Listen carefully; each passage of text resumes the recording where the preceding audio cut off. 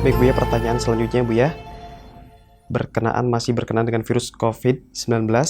Hingga saat ini virus COVID-19 telah memakan banyak korban Bu ya. Ribuan orang di dunia terjangkit virus ini dan bahkan ribuan orang pula meninggal dunia sebab virus ini Bu ya. Dan ada sebagian orang yang berpendapat bahwasanya virus corona adalah tentara Allah yang Allah kirim untuk memberantas kesombongan manusia. Benarkah demikian Bu ya?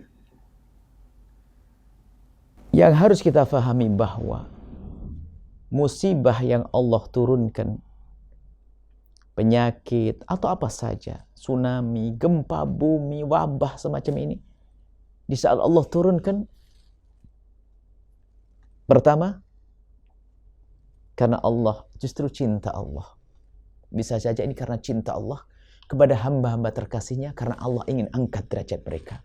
Dia orang baik, orang soleh. Ditimpakan musibah oleh Allah kepadanya karena Allah ingin mengangkat derajatnya tinggi-tinggi. Ini bagi ahli iman ya. Kita hanya bicara di lingkungan ahli iman. Jadi bagi ahli iman, musibah yang Allah timpakan adalah karena Allah sayang kepada hamba tersebut, ingin mengangkat derajatnya tinggi-tinggi. Seolah-olah begini, engkau ini hamba terkasihku kok. Aku ingin angkat derajatmu. Diberi oleh Allah musibah. Karena virus, kena gempa, kena tsunami. Atau karena Allah sayang, karena hamba ini, Allah sayang tapi banyak dosa, Allah kasih musibah. Karena Allah ingin mengampuninya di dunia, sehingga tidak akan merasakan siksa akhirat nanti. Atau karena Allah sayang dan cinta kepada hamba tersebut, karena Allah ingin memberikan pahala yang banyak nanti di akhirat. Sampai orang yang pernah diuji oleh Allah dengan musibah nanti di akhirat kaget dengan pahalanya, lalu bertanya, ini pahala apa ini? Pahala kesabaranmu waktu engkau mendapatkan musibah. Lalu seorang hamba berkata, ya Allah, kalau memang pahalanya musibah saya semacam ini, saya ingin selama hidup saya kena musibah. Artinya apa? Bagi ahli iman, semuanya baik.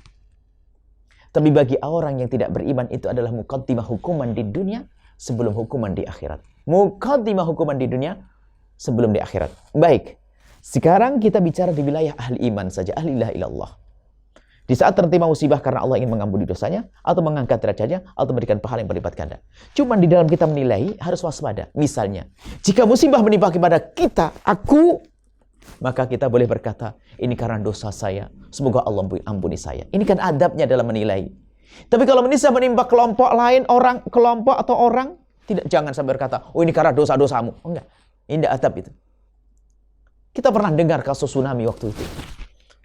Ya tsunami, bagaimana kita sampaikan? Tsunami mengangkat derajatnya orang yang baik.